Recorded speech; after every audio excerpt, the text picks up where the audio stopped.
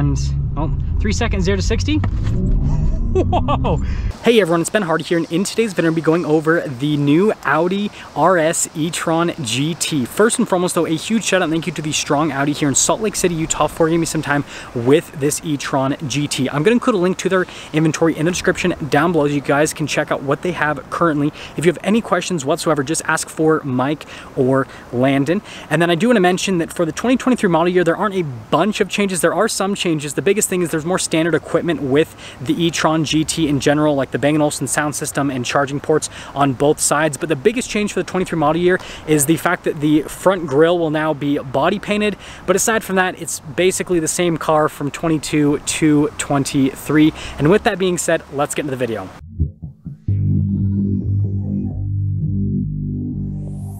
So I first want to go over some performance specs with the RS E-Tron GT. So we have an 83.7 kilowatt hour lithium ion battery pack. This provides the car with about 232 miles of full electric driving range. Now we have a crazy amount of power, 637 horsepower with this car. That gives it a 0 to 60 time right around 3 seconds, which is absolutely ridiculous. And if you guys are wondering, this does have a dual electric motor setup, and so it is all-wheel drive. Now let's go to the front end of the E-Tron. First off, this one is finished in a satin white color. It's actually a wrap. It's not the factory color in this particular car, but it looks really cool. So notice here on the hood, you've got that distinctive line, and then we have our LED headlights with crazy looking daytime running lights. That is for sure. And then notice carbon fiber accenting on the front end, which is just crazy. Now, like I said, for the 23 model year, they basically made it so that this portion of the grille is body painted, and then they slightly kind of changed the look of it. I actually prefer this version. I think it looks a little bit better because it creates contrast with the car, especially like this car, white versus black. I think it looks really good. But let me know what you guys think on that whole setup. But overall, like, this is a really cool looking car from a front end perspective. Coming around the side here, our tire and wheel setup is 265, 35, 21 in the front, and then 305, 30, 21 in the rear. So the wheels are the same size, but the tires, not exactly. Now, the wheels on the RS E-Tron GT look so cool. You guys can see they're actually mostly closed off for aerodynamic purposes, but I think they did an amazing job with the styling. The color contrast really helps, and you can still see the red brake caliper here in the front, which again kind of adds to the flair. And notice like the size of these rotors, absolutely massive on the car. And you know, it makes sense because you need quite a bit of stopping power. And the cool thing about the E-Tron is the fact you can get ceramic brakes on this. That's not typical for most electric cars. Now, like I said, for the 23 model year, the charging ports are going to be standard for like double ports. So you just got to press in the right place, and then the charging port will pop open. So I have one here on the passenger side, and then, well, hopefully I can get this one open because apparently my touch isn't very good today. Oh, there we go, I got it the first time. And then one here on the driver's side as well, so that you aren't limited by the side in terms of charging. Anyways, here is your full side view here on the E-Tron, which again looks so cool. I love that like cut right there, and then how everything's darker at the bottom. And then what you guys will notice with this one is we've got carbon fiber mirrors, and the roof is also carbon fiber as well. And so with everything like taken together, it just looks so cool. So here's our key fob for the E-Tron GT. We have the RS logo there on the back. We have our lock function, the opening here for the trunk area, and then our unlock function, then our Audi logo. So we'll press this a couple times, and the trunk will open right up. And you guys can see we have everything to charge the car in this little bag. And then look at like the red outlining on the floor mats, which is pretty cool. And then I actually want to see what's underneath here. Well, it's just a shelf that pulls up, not a lot happening. But I'm gonna put this back together, and then we'll keep going. Well, now that this is all back in place, you guys can see storage space pretty solid. And then this is pretty cool. You can lock it, or you can just press that and then it'll close it. And now we will go over the rear end, which this is my favorite part on the E-Tron. I think the front end looks fantastic. I think the side looks fantastic, but the rear I think looks the best. Now, first off, we have these really cool like sequential lights here. It's kind of like an Audi thing to do. And I like the little kind of clicking sound it makes when you lock it. But obviously, just like most EVs, you got like the whole like light bar action happening. Notice we have our e-Tron GT badge and then the RS badge on the other side. Parking sensors here along the bottom, and then look at the carbon fiber diffuser as well. And well, there's the rear. Now let's go over the door panel here in the rear, and sorry we have this little paper in the way, but anyways, you guys can see really nice leather here with contrasted red stitching, and then we actually have some like Alcantara down below, and then we have more beautiful leather with the contrasted red stitching. And like I said, Bang & Olufsen sound system for 23 is now standard equipment with the e-Tron. And here are these seats in the rear. Look at the red seat belts. That is so cool. And then you guys can see with the stitching all down the center portion and then on the side as well. And these seats look really cool, but let's pop in. Ooh, kind of gotta like pick your foot up a little bit because there's that little carbon fiber tab. Anyways, legroom. I mean, it's decently spacious back here actually. We've got some vents down below. We have our own climate zone. We've got heated seats as well. And here's a better look at the seats themselves. Really like sporty looking. And does this have, do I have to press a button or something? Oh, there we go. Yes, I do. I was like, hey, what? But this has the cup holder armrest that, you know, is the most important thing in any car ever. Anyways, let's head to the front. Now, going over the front door panel here, you can see again with the contrasted red stitching on the leather, and then again with the Alcantara down below, and then more of that situation with the leather and the stitching, and then carbon fiber up above. I really like the look of the door handle. It's pretty cool. And then we've got memory seats built in. We've got all of our window controls, mirror adjustments, and the mirror adjustments are kind of interesting because you can like switch it to either mirror, which is pretty normal, but then you can switch it all the way down to do like the fold function. Then you can switch it all the way down here to do the heated function. And so, yeah, just a ton of stuff in one little control. That's to open up the trunk, and then RS logo right there. And then here is the front seat. Look how aggressive that is, again with the red seat belts and the red stitching all throughout. And then you can see power adjustments here on the side. Pedal layout pretty normal at the bottom, and then you got your light controls here, normal Audi fashion now, and then more carbon fiber up top. Let's pop in.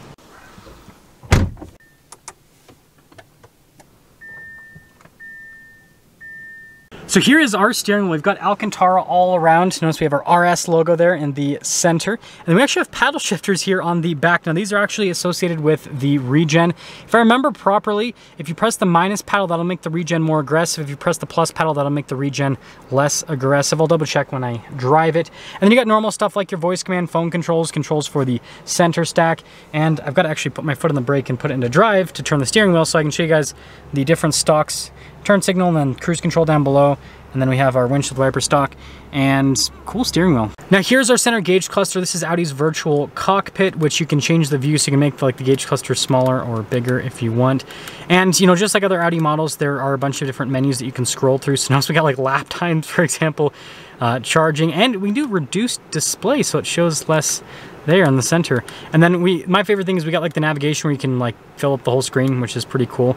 But yeah, overall, great gauge cluster. So here is the center infotainment screen. First off, if we pop it into reverse, you guys can see you've got the backup camera with trajectory lines that do turn with the steering wheel. And notice when I turn the wheels all the way, it actually turns the camera view as well, which is really cool. Now resolution on this is fantastic, and it's a full 360 camera system, so we can literally see out of every single angle with the car. And we even have like a 3D view as well, which is funny that the grille is body painted on that, obviously not body painted on this one.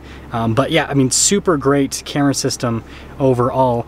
And moving from that to the rest of the infotainment system, you guys can see we've got a shortcut bar here on the side, and response time overall is actually really solid, as you can see, and pretty easy to use. And again, if you're familiar with Audi's vehicles, you're probably pretty familiar with this whole setup, and so it pretty much functions the same. We do have some stuff for the EV side of things, like your charging tab right there, and then you guys can see here with seats, notice with all of our little adjustments, and we got massaging seat function too. And this thing's full-blown luxury, super fancy. And then we do have a bunch of different drive modes. We have our efficiency, comfort, dynamic, and our individual as well. I'm assuming that most people will probably be driving it in efficiency or dynamic, just depending on what's happening. But notice we also have our adaptive air suspension as well. So depending on what drive mode you go into, will actually adjust the suspension accordingly. And that also adjusts while you drive. But a lot to take in. that's the infotainment screen. So down below the screen, you guys can see tons of carbon fiber trim all over the dash, and notice e-tron there on the dash as well. And then the top portion of the dash has really nice leather trim, and you can kind of see with the stitching there, and then Alcantara here on the center piece. Anyways, we've got our dual zone climate controls, and we have air conditioned and heated seats. We got some vents down below there, and then this is to change the drive modes if you don't want to use the screen. Stability control, this is for the camera system. Parking assistance, and then that's just to turn off the screen itself. And then you guys can see here for our whole like transmission select situation. So basically put your foot on the brake and then push forward for reverse, back for drive, and then you just push P for park. And then we do have a stop start button here, more storage space. And then we have their fancy volume control where you just like slide your finger to actually adjust the volume, which is very, very unique. I've never seen that in a car before, but obviously you can like press to change the channel too, so it's like a multi-function control. Couple of cup holders right here, and then you guys can see with the center console, and everything's covered in leather, like it's really nice material use. And then obviously Alcantara too, it's like a mix. Pretty normal glove box here as well.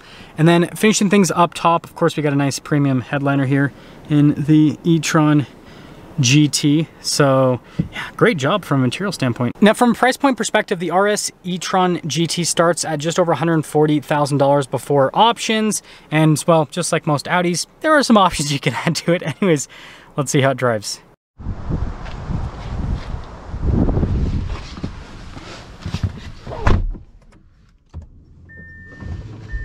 So let's talk about visibility before we set off here in the RS e-tron GT.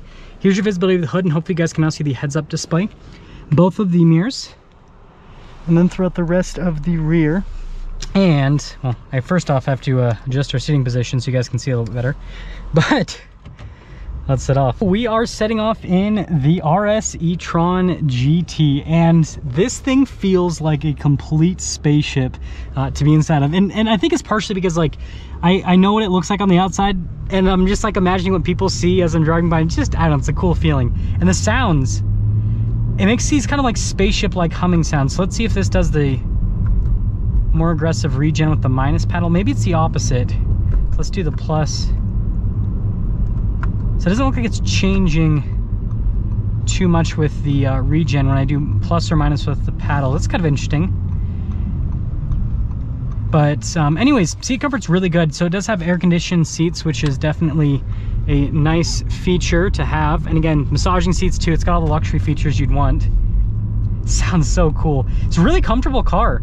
Like the suspension's actually super comfortable. Let me just make sure what drive mode we're in. So yeah, we're in comfort mode right now. See if we pop into efficiency what that does. Yeah, that's interesting that it's not doing super aggressive with the regen on that. Again, probably just don't have it in the right setting. I'll keep playing with it as we drive. That's the fun part about reviewing cars, honestly, is I purposefully try to do the least amount of research before reviewing a car, which I know sounds counterintuitive, but what it does is it allows me to really like make my own conclusions on the car, get my own impressions on the car, rather than just, you know, regurgitating what other journalists say. So let's try to, it's not really doing anything.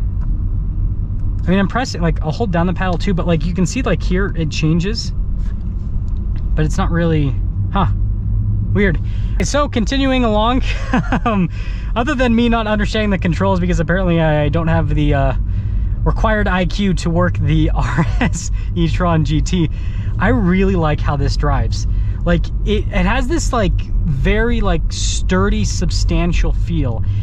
Something that I would like to mention is I have reviewed quite a few of Tesla's product. I've reviewed, well, actually all of their product. I've reviewed the Model Y, the Model S, the X, and the 3, and I've reviewed the craziest versions of all those, the Plaid on the X and the S, and then the Performance on the Y and the 3.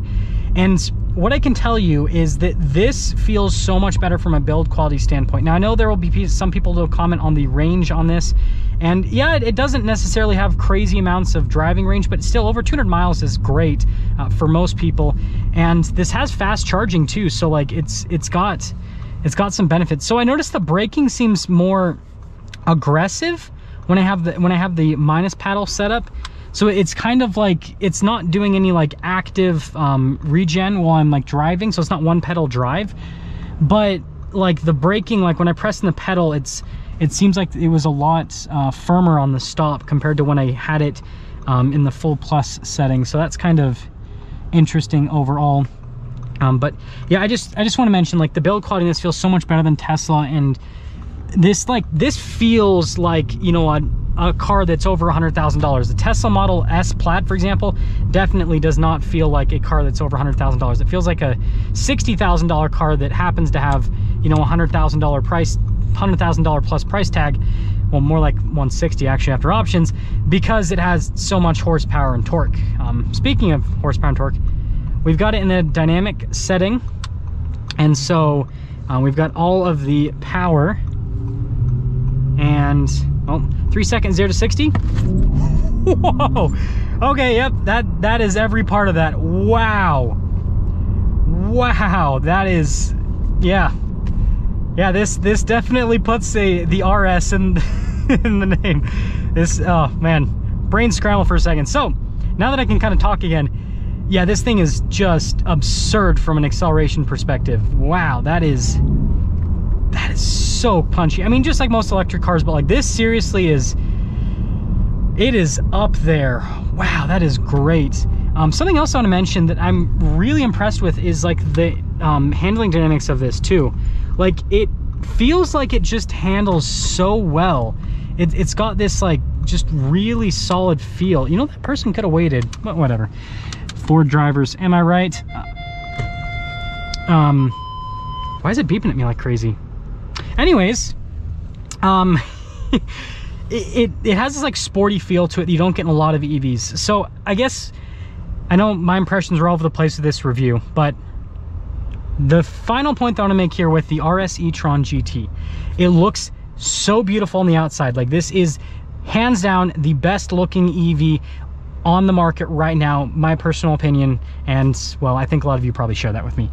Interior wise, this is so nice. The only other EV that I feel like I've been in that has an interior that is somewhat similar to this from like a quality standpoint, in terms of like the materials, is the Lucid Air, but the Lucid doesn't have the same build quality that this has. This has slightly better build quality, I'd say, than the Lucid. And so, you know, I think the only thing that probably competes against this is probably its Porsche sibling, the Taycan, which I haven't reviewed one of those yet, but I'm sure that, you know, it's probably relatively similar but more expensive. So if I was gonna buy, you know, an EV sedan, like a luxury EV sedan, me personally, like if I was gonna spend my own money, I think this is the one that I would buy out of everything that I've driven on the market, because you've got the Audi quality, the build quality and the reliability, and you've got the driving dynamics too. It looks amazing. There really isn't a downside to this other than the fact that it doesn't have the highest amount of range, but that amount of range is livable for most people, so I'm not going to be too harsh on it. But let me know what you guys think about this. That's because something's up for a video on the Audi RS E-Tron GT. And with that being said, again, a huge shout out and thank you to the strong Audi here in downtown Salt Lake for giving me some time with this E-Tron GT. Check out the M-Tron description down below. If you have any questions, just ask for Mike or Landon. I'll see you guys in the next video.